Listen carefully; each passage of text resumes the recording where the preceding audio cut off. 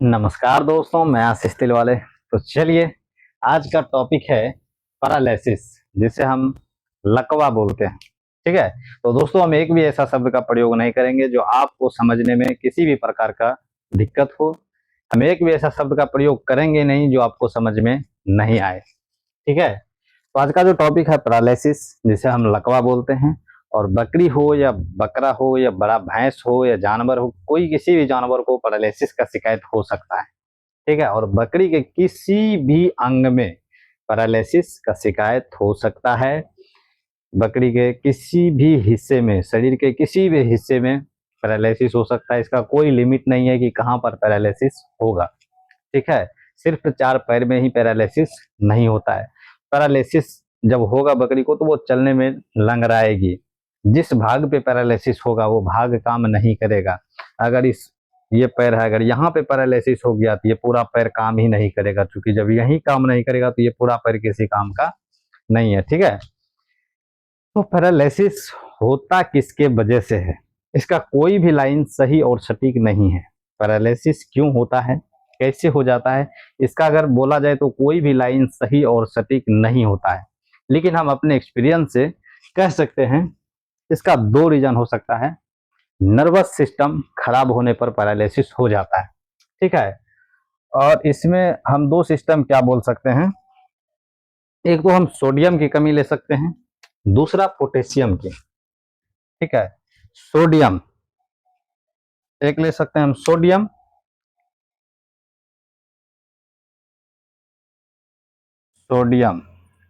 इसको पूर्ति किया कैसे किया जाए, हम हर चीज बताने वाले हैं। तो एकदम देहाती अंदाज में सोडियम, और दूसरा है पोटेशियम।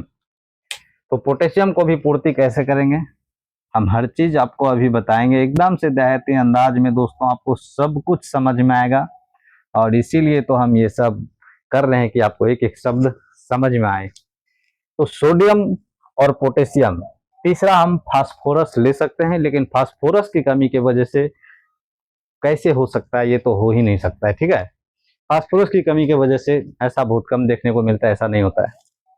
जहां तक हमें पता है, फास्फोरस की कमी की वजह से क्या होता है कि बकरी जो है कि बकरी हो या गाय हो, भैंस हो, जब फास्फोरस की कमी होता है तो कुछ से कुछ खाने लगता है, जैसे मिट्टी वगैरह सब खाने लगता है। ठीक है। तो ये सब होता है फास्फोरस की कमी की वजह से।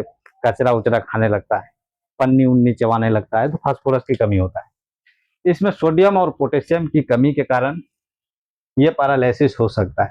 आप चाहें तो पोटेशियम भी इसमें काट सकते हैं, सिर्फ हमको लगता नहीं, सोडियम भी काट सकते हैं। सिर्फ हमको लगता है कि पोटेशियम की कमी की वजह से ये पैरालिसिस का शिकायत होता है।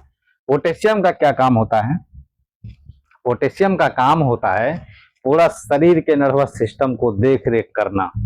पोटेशियम का काम ही होता है कि नर्वस सिस्टम चालू है कि नहीं है, यही देख रेख करता है। इसी का काम है शरीर को सिकुड़ाना, शरीर को फैलाना। ठीक है। जिस इंसान में भी देखेंगे जिसमें पोटेशियम की कमी आ जाए, उसको हमेशा थकान सा महसूस आता है। ठीक है। पोटेशियम की जिसको कमी हो जाए, उनको एकदम थकान सा फील होता है, बिना काम किए थका हुआ रहता है। इसी तरह किसी भी बकरी में अगर पोटेशियम की कमी हो जाए, ठीक है, तो बकरी देखेंगे कि जितना आपका पहले भागता था, दौड़ता था, पूरा एकदम से हट्टा कट्ठा है, लेकिन पोटेशियम की कमी हो गया है। पहले जैसा दौड़ता भागता था, अब पोटेशियम की कमी हो गई है। अब वो उस तरह से नहीं दौड़ेगा, उस तरह से नहीं भागेगा, थका थका फील करता है। ठीक है। तो ये होता है पोटेशियम की कमी की वजह से, क्योंकि पोटेशियम का काम ही होता है नर्वस सिस्टम को चालू रखना, और इसी का देखभाल है कि नर्वस सिस्टम कौन खराब है, कौन अच्छा चल रहा है। ये होता है पोटेशियम की कमी की वजह से हमको लगता है कि ये पैरालिसिस का शिकायत हो सकता है। उम्मीद करते हैं आपको ये समझ में आ गया होगा पोटेशियम। अब पोटेशियम को पूर्ति कैसे किया जाए, आप मिनरल्स देते रहें, मिनरल्स मिक्सचर देते रहें तो पोटेशियम पूरा रहेगा। ठीक है। हरा चारा देते रहें तो पोटेशियम जो है ये पूरा रहेगा। अगर इसमें कमी हुआ, हरा चारा नहीं दे रहे हैं, कोई मिनरल्स नहीं दे रहे हैं, मान लीजिए हट्टा कट्ठा है, लेकिन ये आप बंद कर दिए हैं, कुछ दिन से नहीं दे रहे हैं, क्या होगा, पोटेशियम कम हो जाएगा, तो फिर वो जितना मजबूत रहे उसका कोई मायने नहीं है। अगर इसका कमी हुआ तो पैरालिसिस हो सकता है। ठीक है। दूसरा आते हैं सोडियम। सोडियम का कमी कब होता है, सोडियम नमक से बनता है। ठीक है। नमक से ये सोडियम बनता है।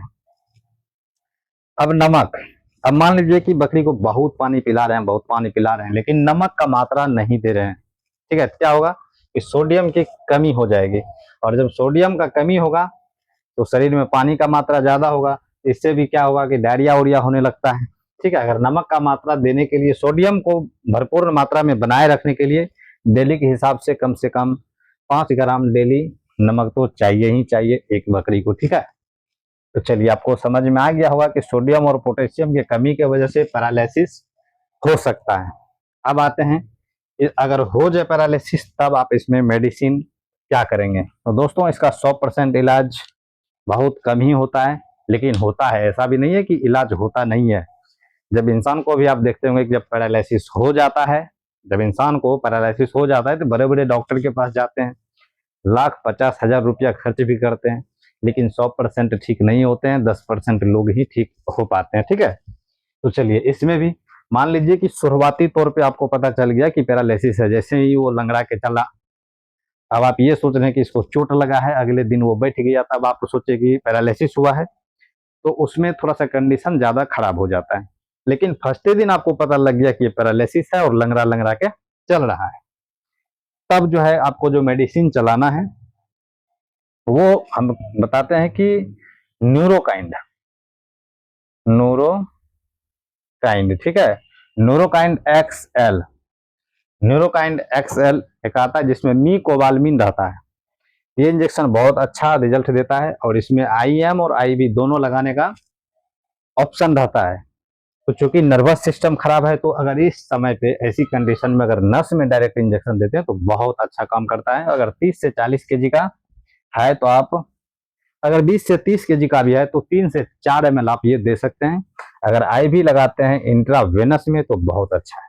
ठीक है, दूसरा आते हैं, ये शुरुआती तौर का है, जैसे ही शुरू में आपको लगा पैरालिसिस है ये स्टार्ट कर दें। ठीक है, कम से कम ये 5 दिन तक डेली शाम में। दूसरा है न्यूरोकाइंड, न्यूरोकाइंड सिरप, न्यूरोकाइंड वेट सिरप डाल दीजिए। ठीक है, न्यूरोकाइंड वेट, न्यूरोकाइंड प्लस डाल दीजिए, न्यूरोकाइंड प्लस सिरप। ठीक है, कम से कम आप 10 से 15 ml सुबह सुबह पर डे, और शाम में Neurokind XL injection per day 5 दिन तक।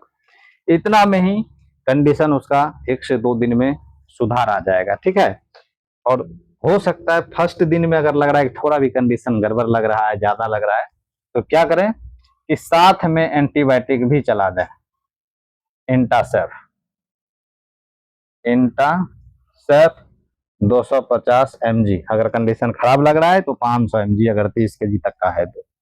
ठीक है, चला दें। बस इतना में ही 5 दिन के अंदर, फर्स्ट दिन चलाना है इंटासेफ, दूसरे दिन नहीं चलाना है। इतना में कंडीशन आपका 5 दिन के अंदर ही एकदम से कंट्रोल हो जाएगा, ठीक हो जाएगा, कोई दिक्कत नहीं है। लेकिन अगर नर्वस सिस्टम ज्यादा खराब है, एकदम से कंडीशन खराब हो चुका है, बकरी बैठ चुकी है, गिर गई है, तब सिर्फ इतना से काम नहीं चलेगा, तब आ जाता है डीएनएस। ठीक है, तब आ जाता है डीएनएस, इसको तो हम बेकार ही लिख दिए, डीएनएस। लाइट भी चला गया, कोई बात नहीं है, फिर भी दिख रहा होगा, दिन है। डीएनएस, डीएनएस का मतलब होता है डेक्स्ट्रोज नॉर्मल सलाइन। तब आपको ये चढ़ाना पड़ता है, तो इसमें कई दवाइयां डालना पड़ेगा, और इसके साथ ओ उठ उठ उठ उठ उठ उठ उठ उठ, आए पर बैठ, आए पर बैठ, आए पर बैठ, आए पर बैठ। अच्छा चल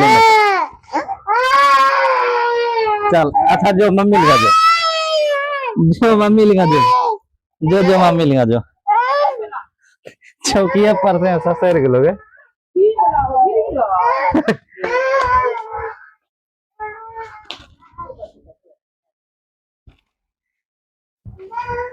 चलिए, एक बच्चा नीचे गिर गया था। ठीक है, तो इसमें क्या है, डीएनएस मतलब होता है डेक्स्ट्रोज नॉर्मल सलाइन, इसमें कई दवाई डालना पड़ता है।